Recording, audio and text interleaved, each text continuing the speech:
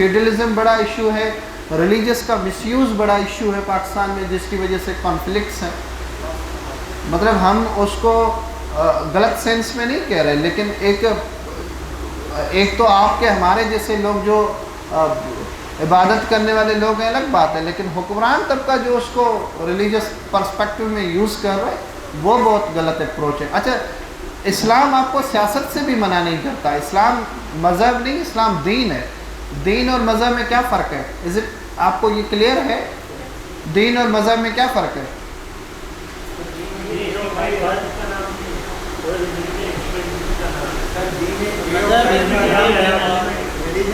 یہ ایک سوال آیا بھی ہے ماضی میں اسلامیات میں کہ دین اور ریلیجس میں کیا فرق ہے مذہب میں. دین اور مذہب میں یہ فرق ہے کہ مذہب آپ کی اسپریچولیٹی سیٹسفیکیشن کرتا ہے، دین آپ کے دنیاوی معاملات کو بھی حل کرتا ہے. تو اسلام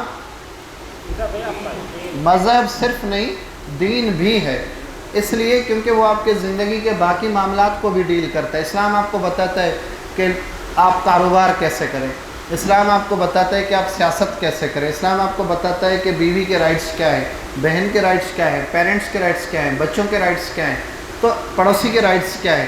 تو یہ سب بنیادی طور پر آپ کی اسلام ایک لحاظ سے تربیت کرتا ہے سوسائٹی میں سروائیو کرنے کی. اس لیے میں کہہ رہا ہوں کہ اسلام پولیٹکس سے منع بھی نہیں کرتا. اگر وہ اکانومی سے منع نہیں کر رہا تو وہ آپ کو پولیٹکس سے بھی منع نہیں کر رہا، لیکن پولیٹکس میں اس کے مس یوز سے منع کر رہا ہے کہ آپ اس کا غلط استعمال نہ کریں. کسی بھی چیز کا غلط استعمال نہیں ہونا چاہیے.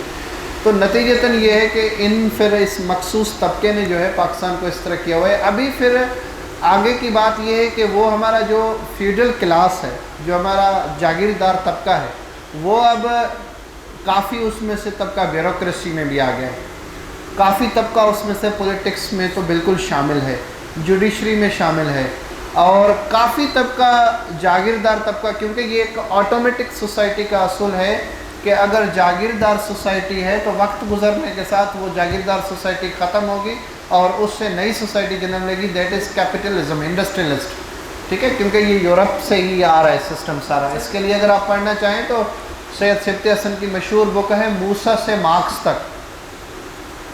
اس کا شاید اردو میں اور سندھی میں اور انگلش میں ترجمہ بھی موجود ہے، لیکن اوریجنل یہ اردو میں لکھی ہوئی ہے، موسیٰ سے مارکس تک. اس میں انہوں نے یہ سمجھایا ہے کہ ایک سوسائٹی دوسری سوسائٹی سے کس طرح مختلف ہوتی ہے اور ایک سوسائٹی گرو کیسے کرتی ہے. جیسے آپ کو اگر میں ایک اور بات یاد دلاؤں، جیسے آپ نے ولیم شیکسپیئر کی پوئم پڑھی ہوگی 7 ایجز آف مین، پڑھی ہے نا آپ نے، کہ انسان کی 7 ایجز ہیں، اور اس میں ایک ایج میں، پہلی ایج میں ایسا ہوگا، دوسری میں ایسا ہوگا، تیسرا ایسا ہوگا. یہ یعنی اس نے یونیورسل ایک وہ بتایا ہے کہ یہ یونیورسل ٹروتھ ہے، یہ ایسا ہی ہوتا ہے. تو سوسائٹیز کی بھی اس طرح گروتھ ہوتی ہے. تو یہ سبتی حسن کی اس کتاب میں واضح ہے. تو اس لحاظ سے پاکستان میں وہ جو طبقہ ہے وہ اب انڈسٹریلسٹ طبقہ شفٹ ہو گیا. انہوں نے کیا کیا، 1000 ایکڑ زمین ہے، 200 ایکڑ زمین بیچ دی اور اس کے بدلے ایک پیٹرول پمپ کھڑا کر دیا. 500 ایکڑ زمین بیچ دی، اس کے بدلے ایک فیکٹری شوگر کی لگا لی. تو اب کیا ہو گیا، اب وہ انڈسٹریلزم میں آ گیا. انڈسٹریل کیپٹل سے اور جاگیردارانہ نظام میں بہت زیادہ فرق ہے. دیکھیں، اگر آپ کسی بڑی سپر مارکیٹ پہ جا رہے ہیں، میٹرو میں آپ چلے جائیں، اتنی بڑی سپر مارکیٹ ہے، کروڑوں روپے اس کے انویسٹمنٹ ہے، آپ کو 10 روپے کی چیز دیتا ہے نا، آپ کو بولتا ہے تھینک یو. ایسا ہے یا نہیں؟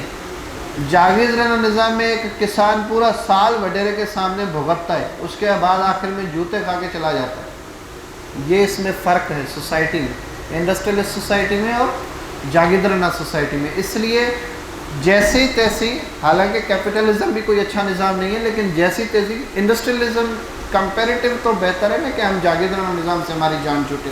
تو آپ جس کو ایوب خان کے دور کی ترقی کہہ رہے ہیں نا، وہ ایوب خان کے دور کی ترقی یہ ہے کہ انہوں نے اس طرح جو ہے نا وہ سروائیو کیا. پھر ایوب خان کے دور کے اگر آپ دیکھیں، فاطمہ جناح کو انہوں نے بہت بری طرح جو ہے وہ بیٹ نہیں کیا، انہوں نے چیٹ کیا.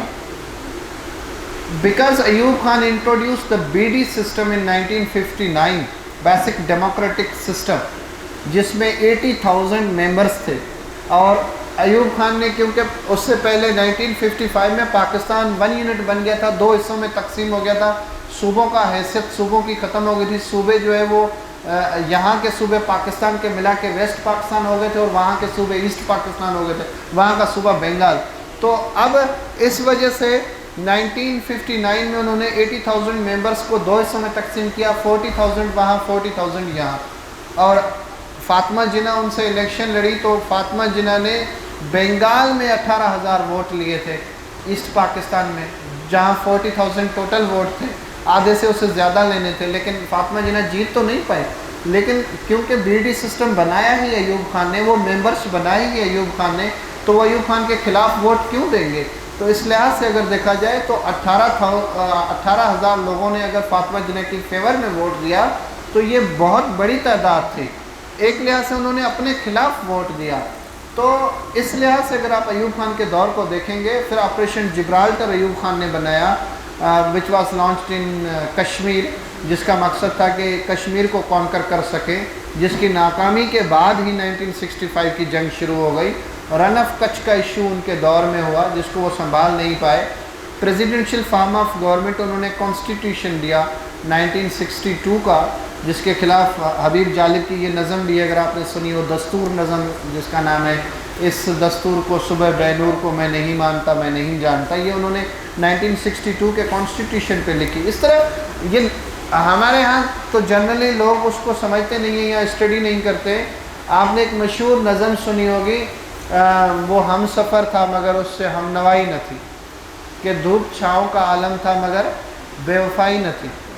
یہ ایسٹ پاکستان کے الگ ہونے کے بعد نصیر ترابی نے لکھی، یعنی صوبہ الگ ہوا تو وہ صوبے کے بارے میں بتا رہا ہے، بنگال کے بارے میں، کہ وہ ہم سفر تھا مگر اس سے ہم نوائی نہ تھی، کہ دھوپ چھاؤں کا عالم تھا مگر جدائی نہ تھی۔ بچھڑنے والے میں سب کچھ تھا، یعنی تجارت تھی، بزنس تھا، ایکسپورٹ تھی، سرمایہ تھا، وہاں سب کچھ تھا، کیا نہیں تھی؟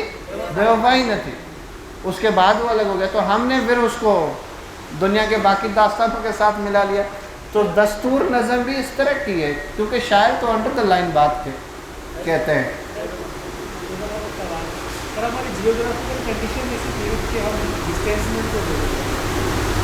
جیوگرافیکل کنڈیشنز ایسی تھی،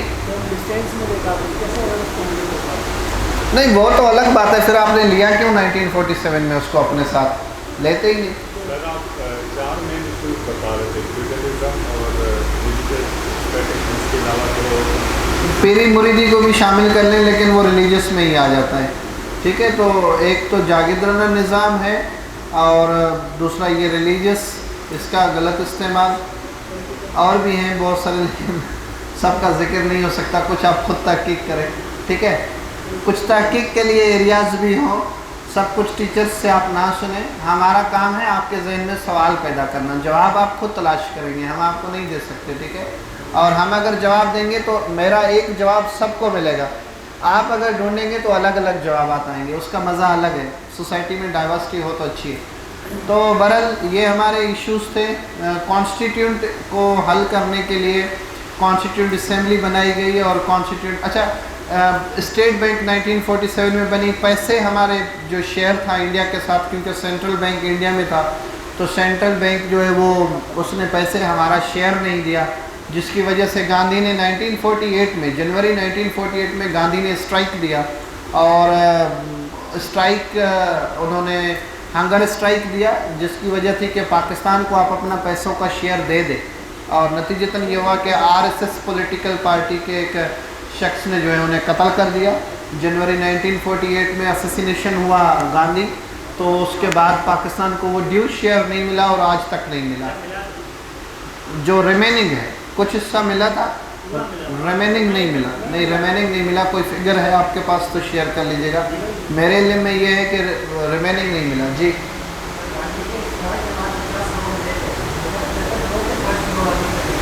تھوڑا تیز بولیں۔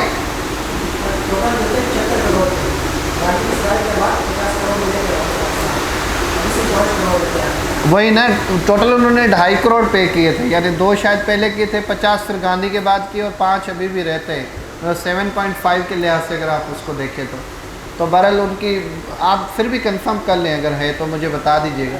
تو اس طرح جو ہے وہ اس کا مسئلہ حل ہوا۔ سینٹرل بینک ہمارا اسٹیٹ بینک بنا 1948 میں، وہ ابھی تک ہے، پھر کیپٹل سٹی کا ایشو تھا تو اس کے لیے کراچی کو کیپٹل سٹی بنایا گیا پاکستان کا شروع میں، اور پھر 1960 تک پاکستان کا کیپٹل سٹی رہا. پھر اسلام آباد شفٹ ہو گیا کیپٹل سٹی، اور اس کے بعد اسلام آباد پاکستان کا کیپٹل سٹی ہے اور اس کو صوبے کا کیپٹل سٹی بنایا گیا. لیکن کچھ ٹائم تو ظاہر ہے یہ صوبے کا ابھی نہیں تھا، کیونکہ ایسٹ اور ویسٹ پاکستان جب بنے 2 صوبے بن گئے تو ظاہر ہے 2 کیپٹل سٹی ہوں گے. تو ایسٹ پاکستان اور ویسٹ پاکستان جب بنے تو ویسٹ پاکستان کا کون سا کیپٹل سٹی تھا؟ وہ تو ایسٹ تھا نا، ویسٹ تو ہم تھے.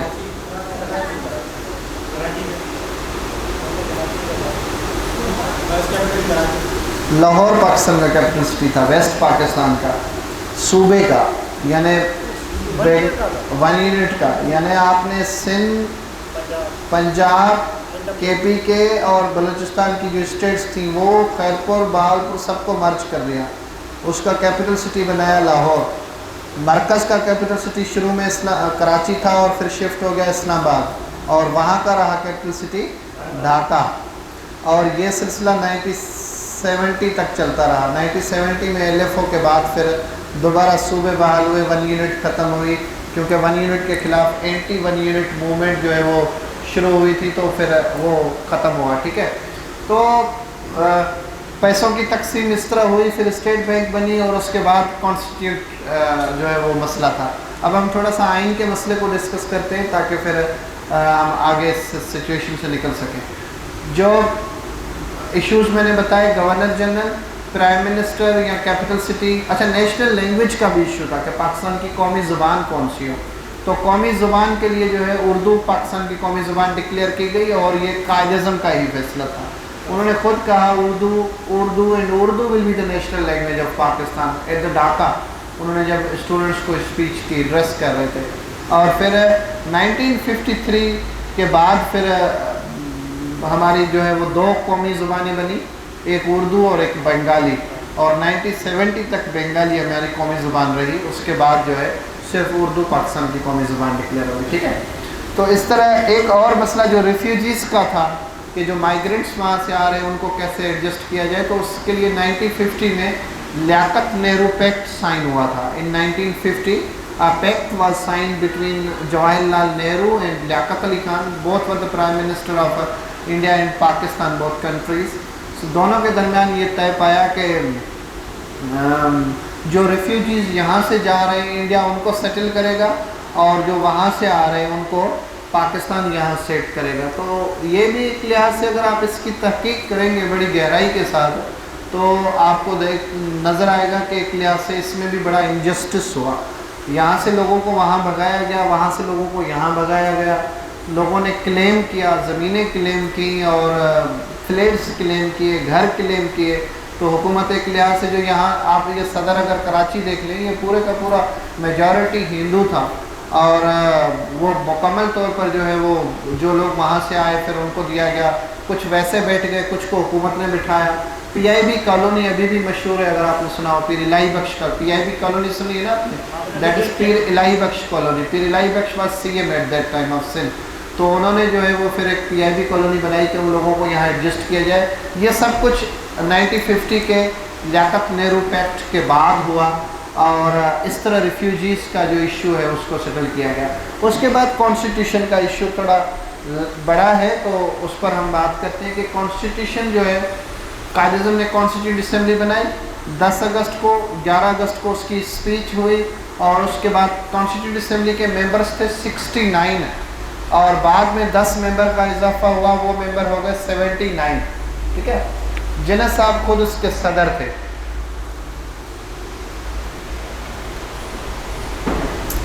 کانسٹیٹیوٹ اسمبلی کی 2 حیثیتیں تھیں. ایک یہ کہ وہ کانسٹیٹیوٹ اسمبلی تھی، یعنی وہ آئین بنائے گی، اور کیونکہ پاکستان کے پاس نیشنل اسمبلی نہیں ہے تو وہ دوسرے لحاظ سے ایک لیجسلیٹو اسمبلی کا کردار بھی رول پلے کرے گی، کہ وہ کانسٹیٹیوٹ اسمبلی بھی ہوگی، اور دوسرے لحاظ سے وہ پارلیمنٹری سسٹم کے تحت جو نیشنل اسمبلی ہے، یعنی جو لیجسلیٹو اسمبلی، جیسے ہماری نیشنل اسمبلی ہے، ہماری نیشنل اسمبلی کا کیا کام ہے، کیا فنکشن ہے اس کا؟ قانون سازی کرتی ہے. That is called legislative body of Pakistan. Senate and national assembly بہت because in 1973 that is called the bicameral legislature, जिसमें 2 हाउसेज हैं, और जो एक हाउस हो जिसमें उसको हम कहते हैं यूनिकैमरल लेजिस्लेचर, ठीक है, जिसमें एक हाउस होता है। तो पाकिस्तान का पहला आइन या 1947, फिर 1947 के बाद 1956, 62, इन सारे प्रोसेस में यूनिकैमरल रहा है लेजिस्लेचर, यानी एक हाउस रहा है। 1973 के आइन में भुट्टो साहब ने ये तय किया कि 2 हाउसेज हो, ताकि जो है वो पाकिस्तान में सूबों की एहसास महरूमी सूबों को ना रहे, इसलिए उन्होंने सेनेट बना लिया, upper house and lower house, और ये हर डेमोक्रेटिक कंट्री में ऑलमोस्ट है। अगर आप यूके में देखेंगे तो house of common and house of Lord है, house of Lord and house of common, house of Lord upper house है और house of common lower house है। इंडिया में राजीव सभा, लोकसभा और महासभा है। तो इस तरह अलग अलग मुल्कों में जिनमें डेमोक्रेटिक सिस्टम है उनमें इस तरह है, लेकिन पाकिस्तान में पहले नहीं था, 73 के बाद ये इंट्रोड्यूस हुआ। कॉन्स्टिट्यूंट असेंबली का जो काम था आइन बनाना, कायद-ए-आज़म की डेथ हो गई 1948 में, 11 सितंबर 1948। आज क्या है 14 सितंबर, 11 को डेथ हुई, 11, 12, 13 और 14 को गवर्नर जनरल बने। 3 दिन बाद Khwaja Nazimuddin become the second governor general of Pakistan इन 1948। कायद-ए-आज़म का इंतकाल हुआ उसके 3 दिन बाद। कायद-ए-आज़म के इंतकाल के बारे में अगर आपको पढ़ना है तो इन डिटेल आप पढ़ सकते हैं कि किस तरह, क्योंकि हमारे एक पाकिस्तान के एयरफोर्स के एयर मार्शल थे, एयर मार्शल असगर खान, उनकी मशहूर किताब है we have learned nothing from history, हमने तारीख से कुछ भी नहीं सीखा, किताब का नाम है। उस किताब के बिल्कुल शुरू में ही उन्होंने बताया है कि कायद-ए-आज़म का इंतकाल कैसे हुआ, और जो एम्बुलेंस रुकी वहाँ पर वो पहुँचे, तो क्योंकि वो आई विटनेस है, मुझे नहीं पता उन्होंने मतलब कितना सही लिखा है या कितना गलत, लेकिन जो उन्होंने अपने इस्तेमाल में लिखा है। असगर खान मशहूर पर्सनैलिटी हैं पाकिस्तान की, थे एयर मार्शल असगर खान, पाकिस्तान के पहले एयरफोर्स के मुस्लिम एयर मार्शल थे। और दूसरा ये कि उन्होंने पॉलिटिकल पार्टी भी बनाई, जस्टिस पॉलिटिकल पार्टी एक दफ़ा उन्होंने बताई, एक कोई इस्तेकाम या इख्तिताम या कुछ इस तरह करके एक पॉलिटिकल पार्टी बाद में बनाई। और पाकिस्तान में एक मशहूर केस भी है असगर खान केसेस है ना पाकिस्तान में, जैसे 200 केस है, जैसे एब्डो, या और आप देख लें जैसे आसमा जहांगीर केस है, जैसे नुसरत भुट्टो केस है। इसी तरह एक मशहूर केस है असगर खान केस। उन्होंने बेनज़ीर भुट्टो की जो बेनज़ीर भुट्टो की जो इलेक्शंस हुई थी बेनज़ीर भुट्टो के दौर में, और जो उनकी हुकूमत डिसॉल्व हुई थी, उस पर उन्होंने जाके केस किया था असगर खान केस। तो आप अगर चाहें तो असगर खान केस पढ़ लें। हाँ, we have learned nothing from history, हमने तारीख से कुछ भी नहीं सीखा। वैसे हमने सीखा तारीख से या कुछ नहीं सीखा?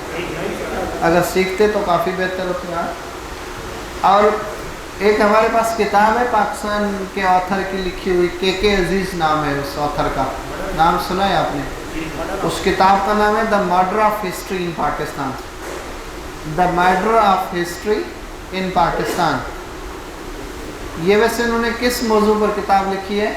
मौजू क्या है इसका?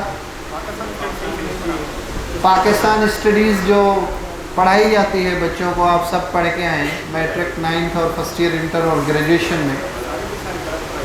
तो उन्होंने पाकिस्तान में जो मुख्तलिफ बोर्ड्स पाकिस्तान स्टडी पढ़ाते हैं उन सब की किताबें उठाई हैं, और सोशल स्टडीज़ की भी, और उसको उठा के उस पर उसने एक एक चीज़ पर बहस मुबाहिसा किया है कि हमारी किताब में अगर एक बच्चे को बताया जा रहा है कि ये बात है, जो भी कोई भी मिसाल ले लें, ये बात लिखी हुई है, तो इन फैक्ट वो बात क्या है और बच्चे को कैसे बताई जा रही है। ये उन्होंने तमाम टेक्स्ट बुक पर काम किया और उसको कंपाइल करके उस किताब का नाम रखा है the murder of history in Pakistan. आपको ये PDF में भी मिल जाएगी, अगर आप डाउनलोड करें और पढ़ लें तो अच्छी बुक है, ठीक है।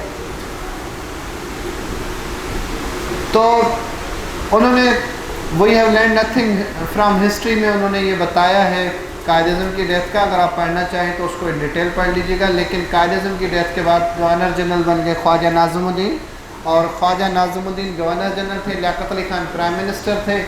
پھر کیونکہ انڈیا کا آئین 1949 تک بن کے امپلیمنٹ ہو چکا تھا تو ہمارا جو آئین ہے نہیں بن پایا تھا، تو 1949 میں حکومت نے یہ ڈیسائیڈ کیا کہ اب آئین تو ہمارے پاس نہیں ہے تو پبلک کو ہم کیا بتائیں، لہٰذا پبلک کو بتانے کے لیے انہوں نے ایک ریزولوشن پاس کی جس کا نام تھا objective resolution, which was passed on 12th March 1949 and it was introduced in Constituent Assembly on 7th March 1949۔ 7 March کو انہوں نے کانسٹیٹیوٹ اسمبلی میں پیش کی، کچھ دن اس میں بحث مباحثے ہوئے اور 12 مارچ کو وہ ریزولوشن پاس ہوئی۔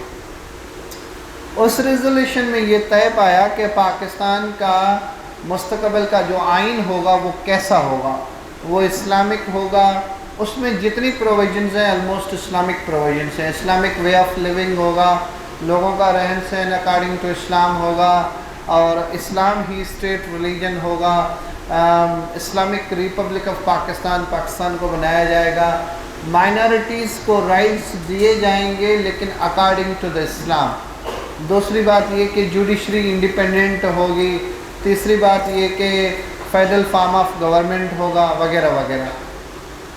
اگر آپ اس بات کو تھوڑا کریٹیکلی انالائز کریں تو آپ دیکھیں کہ آئین بنانے کے لیے جناح صاحب نے بھی 14 پوائنٹس سجیسٹ کی تھی۔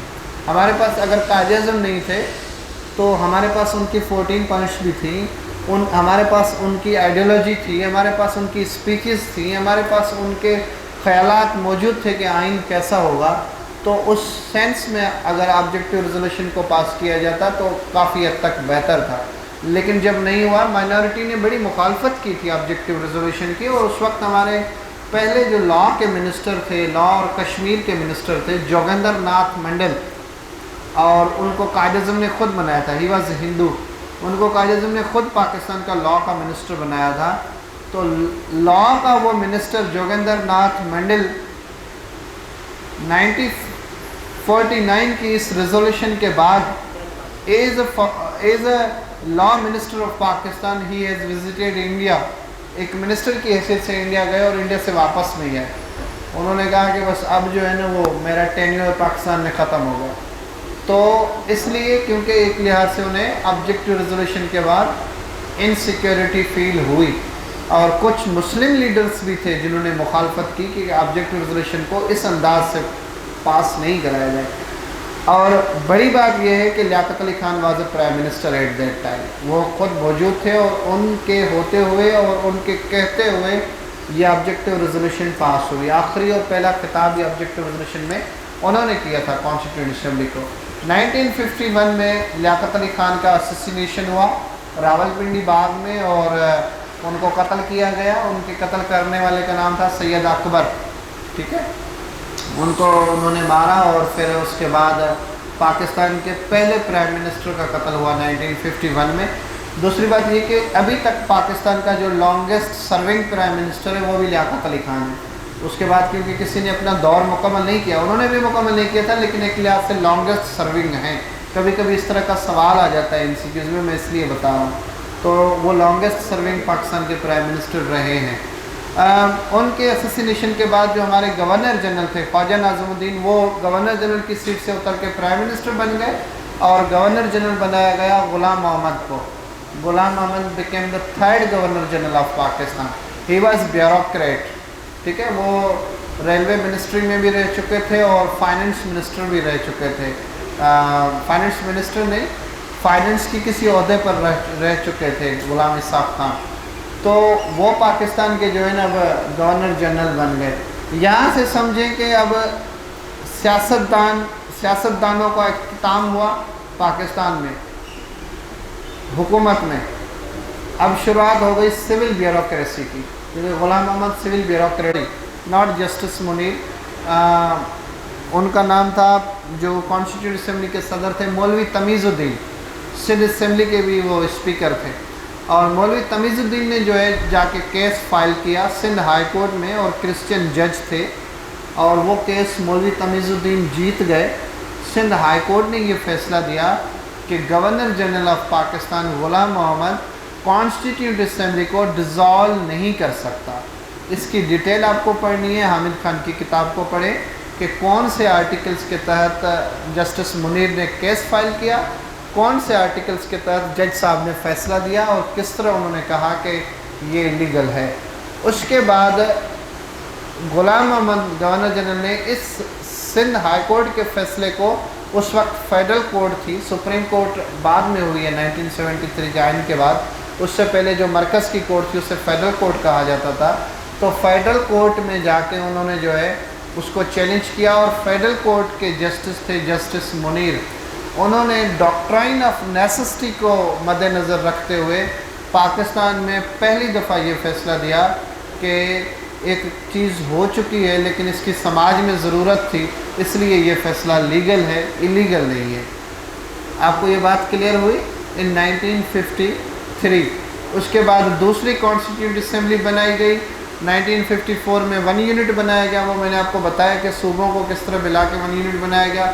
1954 میں 1 یونٹ بنا اور اس کے بعد دوسری اسمبلی بنی، دوسری اسمبلی نے اپنا کانسٹیٹیوٹ جو ہے وہ پیش کیا، اپنی رائے پیش کی، اس کے مطابق 1956 میں پاکستان کا پہلا آئین بنا، 1956 میں پاکستان کا پہلا کانسٹیٹیوشن بنا، آبجیکٹیو ریزولوشن کو مد نظر رکھتے ہوئے۔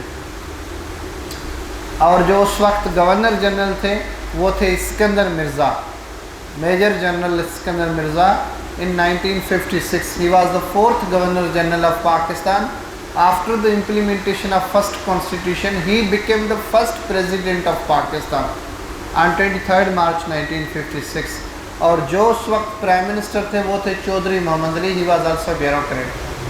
تو اب اس وقت تک سمجھ لیں کہ 1951 کے بعد سے لے کے یا 52 سے بعد سے لے کے یہ کچھ سال حکومت پھر بیوروکریٹس کے پاس رہی۔ اب پاکستان کی حکومت بیوروکریٹ سے شفٹ ہونے لگی، کہاں؟ ملٹری کی طرف، اور پھر وہ ہم آگے پڑھیں گے، اس کو ڈسکس کریں گے، ٹھیک ہے؟ ہم 1956 تک یہاں بات ختم کرتے ہیں۔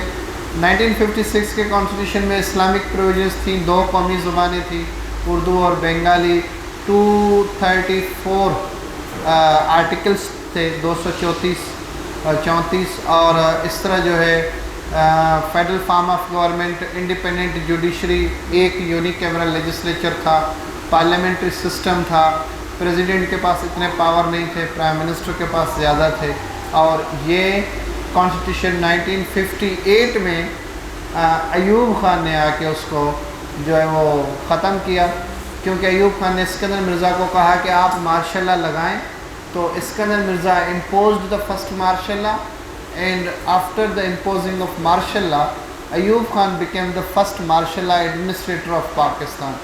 تو اس لیے 1958 میں پاکستان کے آئین جو بڑی مشکل سے 9 سال بعد بنا تھا وہ 2 سال میں ٹوٹ گیا، تو اس کے بعد آئین کی کہانی ختم ہوئی، پھر آئین اگلا بنے گا 1962 میں، اس کو ہم کبھی پھر کلاس میں بنائیں گے۔ یہاں تک بات ختم کرتے ہیں، آپ کا کوئی سوال ہے تو پوچھیں۔ کیونکہ آئین میں مارشل لا کی گنجائش نہیں ہوتی، آئین کہتا ہے کہ آپ مارشل لا کا مقصد ہی یہی ہے کہ آئین کو آپ نے توڑ دیا، کراس کر لیا، آئین کو آپ نے مطلب ایبروگیٹ کر لیا، کیونکہ اس کی گنجائش نہیں ہے۔ لیکن یہ ہے کہ جو بعد کے آئین ہیں 1973، کیونکہ 1973 کے آئین میں بھٹو صاحب نے یہ لکھوا دیا کہ if anybody abrogate this constitution، اگر اس کو کوئی ایبروگیٹ کرے گا تو وہ پاکستان کا غدار ہوگا اور اس کی سزائے موت ہوگی۔ تو ضیاء الحق نے جو ہے اس کو ایبروگیٹ نہیں کیا، اس کو سسپینڈ کیا، یعنی یہ کانسٹیٹیوشن ہے، موجود ہے، بٹ یہ فی الحال سسپینڈڈ ہے، کچھ وقت بعد بحال کیا جائے گا، اور جب بحال کیا گیا تو یوں بحال کیا گیا، الٹ ہو گیا، چینج ہو گیا۔ اور پرویز مشرف نے بھی سیم طریقہ کار کیا تھا، انہوں نے ایبروگیٹ نہیں کیا تھا، انہوں نے اس کو کیا تھا ایبینس، یعنی نہ کیونکہ 13ویں ترمیم میں بے نظیر اور نواز شریف نے لکھوا دیا کہ if anybody abrogate سسپینڈ، کیونکہ ضیاء الحق نے سسپینڈ کیا تھا تو وہ ہائی ٹریجن کا ہوگا، تو پرویز مشرف نے اس کا نکالا ایبینس، تو کہ ایبزنٹ ہے ایک لحاظ سے، یہ بھی بات ایک ہی لفظ نے یوز کیا انہوں نے سزا سے بچنے کے لیے۔ تو 18ویں ترمیم جب ہوئی تو رضا ربانی نے طرح طرح کی ڈکشنریز نکال کے کاما ڈال کے سارے لفظ استعمال کیے. ابھی تک بچت میں ہے لیکن کبھی لگا تو پھر نیا لفظ بھی آ جائے گا. ٹھیک ہے, ہاں سب ورڈس بھی لگایا انہوں نے, اور ایبینس لگایا, سسپینڈ لگایا. کسی قسم کی آپ چھیڑ چھاڑ کریں گے یا کچھ بھی تو سزائے موت کے حقدار ہوں گے. لیکن کیونکہ جو آپ یہ دیکھیں نا, جیسے رضا ربانی بڑے پاکستان کے وکیل ہیں, وہ ایک چیز سجیسٹ کر رہے ہیں کہ آئین کو کیسے محفوظ رکھا جائے. ٹھیک ہے, کہ آئین کو کیسے نہ توڑا جائے. لیکن جب کوئی بھی چیف آف آرمی اسٹاف مارشلہ لگاتا ہے نا, تو وہ بھی پاکستان کے بڑے وکیل کو لے کے آتا ہے. مثلا حفیظ پیرزادہ آپ دیکھ لیں, بڑے وکیل تھے. فروغ نسیم بڑے وکیل ہیں, کسی لحاظ سے انہوں نے جو ہے وہ مشرف کو ہر لحاظ سے انہوں نے پروٹیکٹ کیا آئینی طرح. تو ایک وکیل کا مقابلہ دوسرا وکیل کرتا ہے, ایک جنرل کا مقابلہ جیسے پولیٹیشین اور جنرل کے درمیان چل رہا ہے, تو ادھر ایک وکیل کا دوسرے وکیل سے چل رہا, آئینی حیثیت اس کی بحال ہو جاتی ہے. تو یہ کوئی اتنا وہ نہیں ہے. اب یہ ڈیپینڈ کرتا ہے کہ فوج کو کب ضرورت پڑتی ہے کہ اب لگانا چاہیے یا نہیں لگانا چاہیے. یہ فیصلہ وہ کرتے ہیں, آئین کے الفاظ نہیں کرتے. ٹھیک ہے, اور کوئی سوال آپ کا؟ جی کیا پوچھ رہے ہیں؟ پیریٹی پرنسپل وہ یہ تھا کہ کیونکہ بنگال کی آبادی زیادہ تھی, ہماری آبادی باقی صوبوں کی جیسے میں نے بتایا کم ہے, تو انہوں نے 1 یونٹ ایک لحاظ سے اس طرح بنایا کہ ایک پیریٹی پرنسپل رہے کہ آپ دونوں کو کہیں کہ بھائی آدھی آبادی وہاں آدھی آبادی یہاں, 50-50 کریں. اب جو بھی ہے وہ 50-50 ہوگا. اب 50-50 تو ہوگا, مطلب آپ کے پاس 100 MNAs چاہیے فار ایگزامپل میں بتا رہا ہوں, تو 50 تو آپ لے لیں گے بنگال سے, باقی 50 آپ کو کہاں سے لینے ہیں؟ ویسٹ پاکستان سے. ویسٹ پاکستان میں سندھ بھی شامل ہے, KPK, بلوچستان, قیدپور, بہاولپور اور پنجاب. تو ویسٹ پاکستان میں آپ کون سے ریجن سے لیں گے یہ تو طے نہیں ہے نا. تو اس لیے فیصلے لاہور میں ہوا کرتے تھے کہ آدھے تو وہاں چلے گئے, آدھے یہاں سے لے لیتے ہیں. یہ اس کا مقصد ہی یہ تھا. دنیا کی تاریخ میں ایسی آپ کو مثال نہیں ملے گی سوائے پاکستان کے کہ مائنارٹی نے میجارٹی کو ایکسپلائٹ کیا. بنگالیز ور ان میجارٹی, ایکسپلائٹ وہ ہوئے, یعنی مائنارٹی ریول کر رہی ہے میجارٹی کو. ایسا ڈیموکریٹک سسٹم میں کہیں بھی ممکن نہیں. ٹھیک ہے, اور کوئی سوال آپ کا؟ جی وہ اصل میں لاہور میں ایک ایشو ہوا تھا, وہ یہ کہ قادیانیوں کے خلاف ایک ریلیجس تحریک چلی تھی, جس کی وجہ سے انہوں نے لاہور میں مارشل لا لگایا تھا. صرف لاہور میں, پورے ملک میں نہیں, صرف لاہور میں. اس کی وجہ یہ تھی کہ کراچی کا سندھ کا جو CM تھا اس کو ہٹانا چاہتے تھے پنجاب کے CM. تو انہوں نے پھر ماحول ایسا بنایا کہ ریلیجس ایشو بنایا انہوں نے تاکہ ایک ریزسٹ ہو, اور کراچی میں ایک موومنٹ ابھرے, ریلیجس موومنٹ, جس کی وجہ سے یہ ایک ریزن بن جائے کہ ہم اس کو چینج کریں. لیکن اتفاق یہ ہوا کہ وہ موومنٹ کراچی میں نہیں ابھر سکی, لاہور میں ابھر گئے. تو خطرہ پنجاب کے CM کو ہی ہو گیا. تو وہ اس کی سچویشن الگ تھی. وہ آپ کی بات صحیح ہے, فرسٹ مارشل لا ہے لیکن صرف لاہور میں ہے. پاکستان میں پہلا مارشل لا جو ملک میں لگا وہ 1958 میں.